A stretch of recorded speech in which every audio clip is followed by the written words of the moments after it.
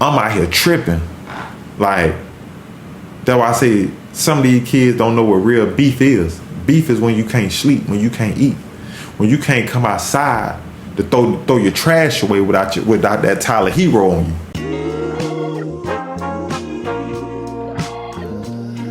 Yeah, it's your nigga hot. Winning lottery numbers coming up. Ain't no love in the city, my shit split down the middle. This shit done got so wicked ever since they killed my nigga. Now niggas screaming off, but we was dogs when we was little. Them just ain't tryna hear unless you talking with a pistol. This shit done got so wild, so they hide aside picking. The internet capping to get you killed for some attention. They think that shit life, but when you dead, that ain't living. That's why I always kept this shit real, no gimmicks. I know it's coming with it, and it's different when you in it. You know I kick my shit, but it's some things you never mention. Cause if it's really pressure, why put people in your business? I know it sound cool, but niggas die behind that distance. I lost one of my artists to this shit, I still miss him. Wish I would've told him just chill, play it different. Crackers came and grabbed my whole pack, so I've been missing. Try to switch it up, but I've been slacking on my mission. Really inside the city, and I know my people miss me. Everywhere I go, it's all love, hugs and kisses. Kids to the real niggas, all the bad bitches. We know slippers count. What's poppin', man, besides your cheats? I'm Dookie Don't Shoot 'em, and I be trying not to. And today is story time with Dookie in the cut, man. I'm gonna tell y'all a story today, man. How God always got his hands on me, man. And I always said, if I get a chance, you know, to praise his name, I'm gonna praise it out loud and behind closed doors to let everybody know that you can't do this without God, bro. You can't do life without God. So let's jump right into it like Ja Morant. All right, this is a story about how God always had his hands on me, man. God, I ain't gonna say they don't have hands on everybody, but you know, I'm blessed and highly favored, man. And this man, God always, when I say God always protecting me, man, always protecting me, man. That's the only reason I'm here talking to y'all today. I've been through a lot of situations in life, man, that I really don't know how I came from up under these crazy situations and circumstances. The only explanation I got is God. So this story it had to be like 2013 or 2012, but I can't remember exactly when. I was on 5 years probation from when I got kicked out of FAMU. I got kicked out of college. I told y'all the story about me getting kicked out of FAMU. So the result of me getting kicked out of FAMU with possession of a firearm on school grounds, I took 5-year probation with 3.5 years early termination, right? If I got 5 years probation, but I could be early terminated from the 5 years within 3.5 years, as long as all my stuff is paid up. All my community service hours was completed, and all the money that I owed, court costs and, you know, probation fees was paid up. So like I said, this had to be like 2012, 2013. This after my best friend died, you know, in my car. Also, it's another story that, you know, that I'm gonna tell y'all about. So I was out there, when I say around this time, I'm to my homeboy had got killed in my car. So, you know, at this time, it's, you know, it's beef. I ain't gonna lie, it's up. Like what they say, when it's up, it's stuck. Ain't no coming down. I ain't not gonna lie. I ain't care about life no more. Like, as crazy as that may sound, bro, like as when I sit back and think about it, I really was like, fuck life. I ain't gonna lie. I had, my daughter was born in 2011, so I had my little girl. She was either 1 or 2, and I just was, you know, I was on the train going the wrong way, down the wrong track, going the wrong way. And I was in a very dark time in my life. And like I say, I ain't just being honest. I can be honest with y'all now, because, you know, I done evolved and I've grown so much from, you know, back then. And I don't know the fuck I was thinking. Ain't not gonna lie, I was tripping. But like I say, man, I ain't at that time in my life, my best friend had got killed in my car, and the beef was up and it was stuck. And I ain't care about living. I ain't care if I went to jail, you know, for 100 years. I ain't care. I didn't care if I died or nothing at that point. And it was a very dark time in my life, and I was living without God. I ain't gonna lie, I wasn't praying, waking up feeling like, my soul was on fire. At one point I was like, man, somebody gotta pray for me. I feel like the devil on me, he riding me. And I never forget a conversation I had with my homeboy named Brian. They call him Beast Mode. And his mom and his daddy prayed for me and everything. They told me you gotta get a relationship with God. You get what I'm saying? For yourself. Don't have everybody praying for you, because everybody prayers ain't good prayers. You need to have a relationship with the man above yourself. So for all my, young brothers and young sisters or whoever, going through life, going through hard times, have a relationship with the man above yourself. Pray yourself, and just don't pray when things going right. In them days where you praying that, when it's rough out there and you praying and you praying and you praying and he deliver and, answer your prayers. Yeah, don't stop praying when everything going good. You still got to give him praise. So this night, me and my baby mama, I was, in a relationship with my baby mama. Like I said, my daughter's like 2. Me and my baby mama had been beefing heavy. I'm talking beefing heavy. I'm getting kicked out every couple of days. I'm out here living foul. I'm tricking. You get what I'm saying? Because like I say, at the time, I'm thinking, my homeboy got killed in my car. We beefing heavy. I'm talking about non-stop. I'm talking about this is an everyday thing. This ain't no, when I feel like going to spin or going to do something. You get what I'm saying? No. This was when I wake up in the morning. I'm out here tripping. Like, that's why I say some of these kids don't know what real beef is. Beef is when you can't sleep, when you can't eat, when you can't come outside to throw your trash away without that Tyler Hero on you. Yeah, like I got 2-3 niggas spending the night with me. We moving as a unit. Like, yeah, we ain't staying by ourselves. Yeah, when you move, I move. Yeah, if you go get something to eat, 2 cars of us going to get something to eat. You hungry, 2 cars of us moving. It ain't just 1 car moving, ain't 1 person moving. Nah, we moving, nigga, 6 deep, 2 cars, 3 people in each car. You get what I'm saying? So, baby mama kicked me out. You get what I'm saying? She like, you can't be around me or the shorty like this. You can't be around me or your baby girl like this. And the way you living, people talk about harming you. Why? Me and your child with you. You can't, well, I don't want you around me right now. So, me at that point, I'm like, damn, you turning your back on me too? But as I'm older, I understand. You get what I'm saying? Because what woman will tolerate that kind of shit? Like, I was out there tripping. When I say tripping, what people talking about doing something to me and my baby mama and my kid. So I understand now, but at the time, I had no understanding. I was like, man, no, F you. I just see my kid. I just come take time out with my kid. So I was staying, at my dog house. We tripping, swerving. And when I say swerving, you know what I mean. I was in them cars. Yeah, I was in them cars on what they say, demon time. I hate that. I hate that saying, but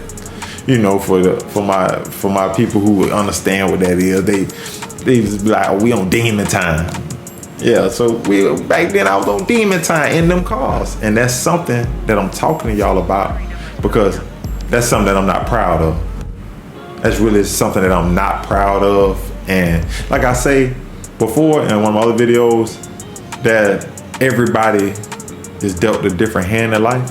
Everybody's journey is different, path is different. I wouldn't change nothing about my journey, about my path, because that's what made me resilient and the man who I am today. That I can come talk to y'all and try to, give y'all the knowledge and the wisdom and guide y'all for my young brothers or my older brothers who still out there living their life.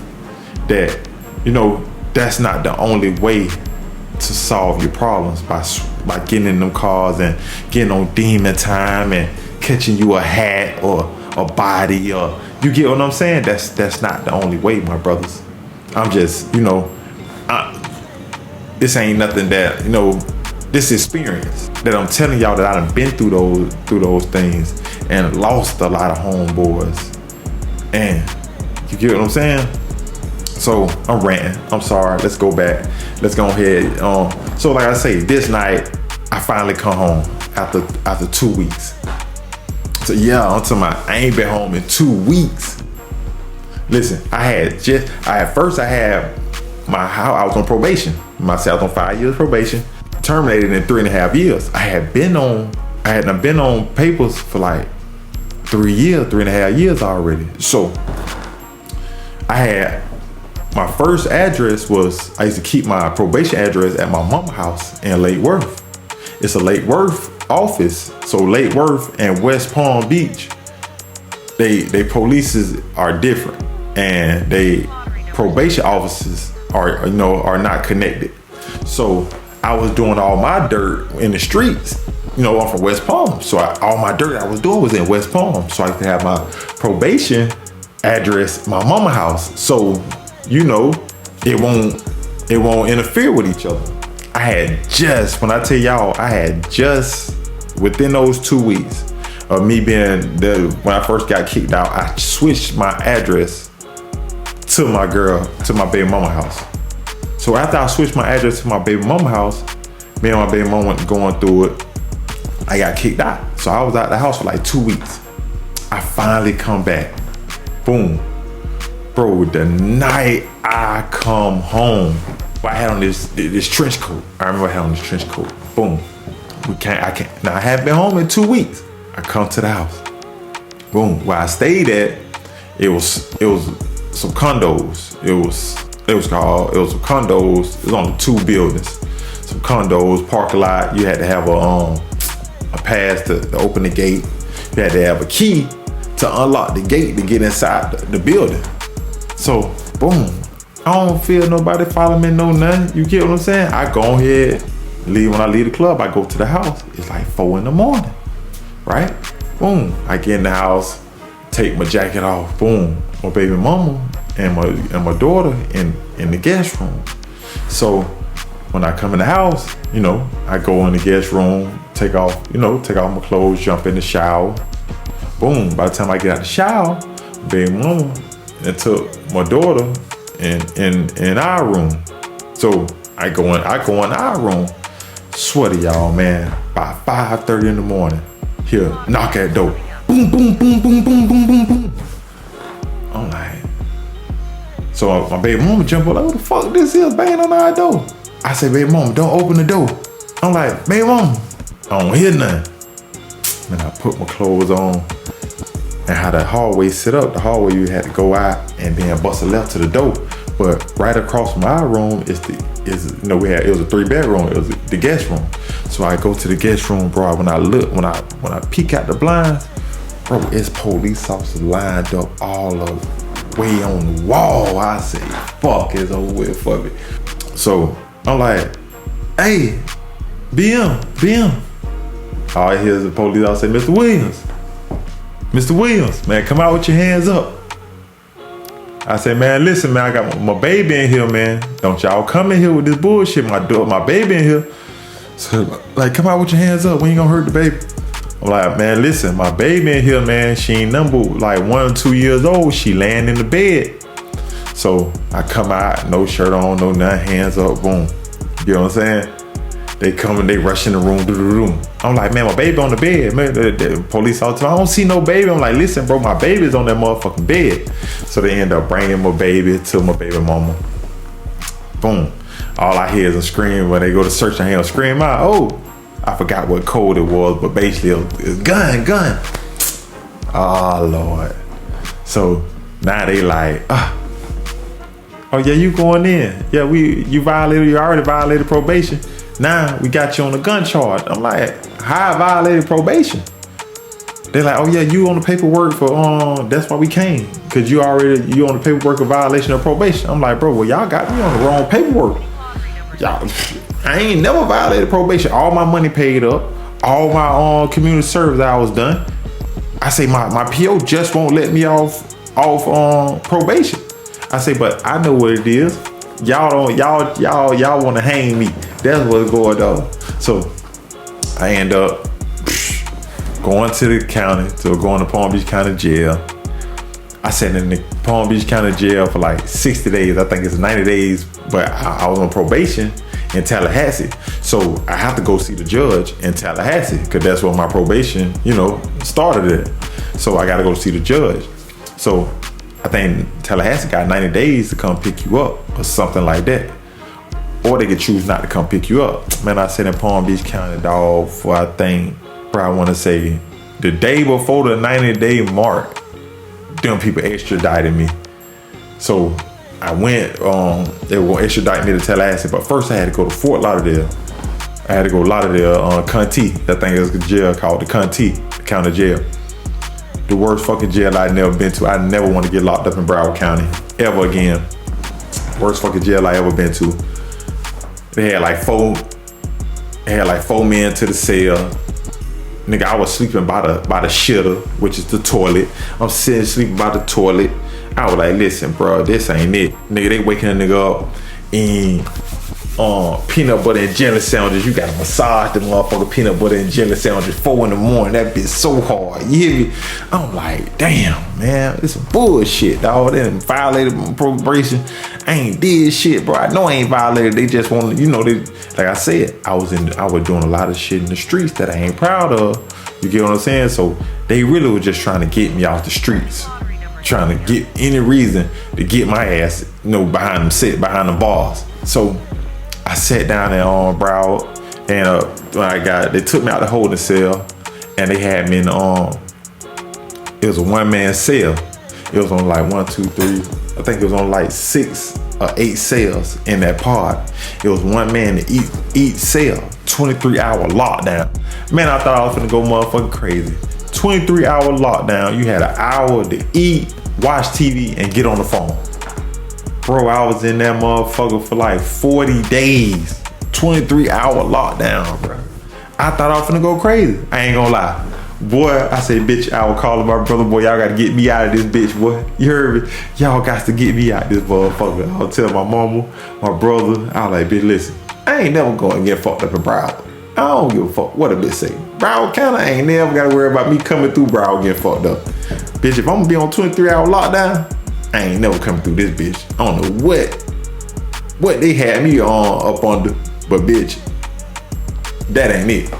So, end up getting extradited to Tallahassee.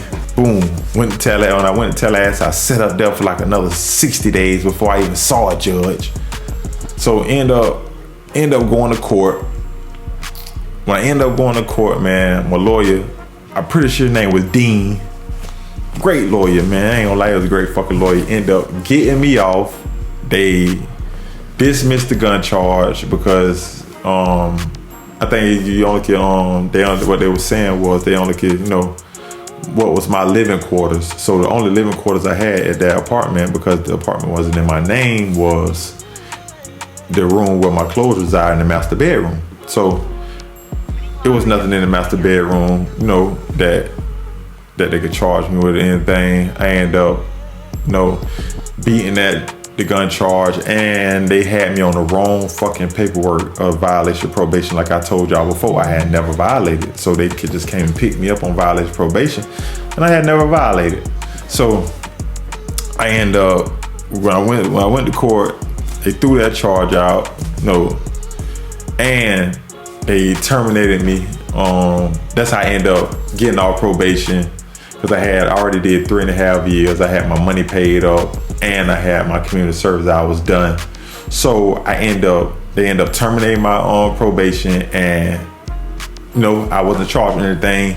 The day of my court date, I end up getting released and coming back home, man.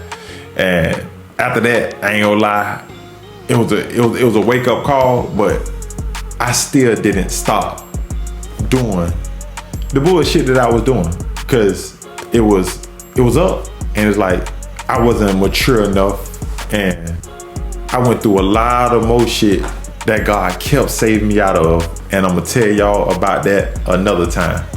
But That was my story. Let y'all know that was one of many situations that God had his favor on me. And I didn't fucking realize that it was God working on my behalf to get me to this point where I'm at now. Like, I know my angel was up there like, God damn, my nigga. I can't keep saving you. I know my angel up there was like, woof, this nigga killing me. God, I don't think we can save him. Like, I know he was up there like, I don't think we gonna save him, God. I think he just gonna keep doing shit. So you gotta know when you getting spared, when your life is continuously getting spared. It ain't just, oh, you lucky. Nah. That's God sparing your life. And you're not gonna get too many chances to keep getting spared before your time run out. So you gotta realize when you get spared and take advantage and change your life before it's too late. I changed my life, man. I no longer move how I move. I no longer indulge in the things I indulge in, and I give God the most praises. So, hey, if you fuck with me, subscribe. Tell a friend to tell a friend to tell a friend to subscribe. Love.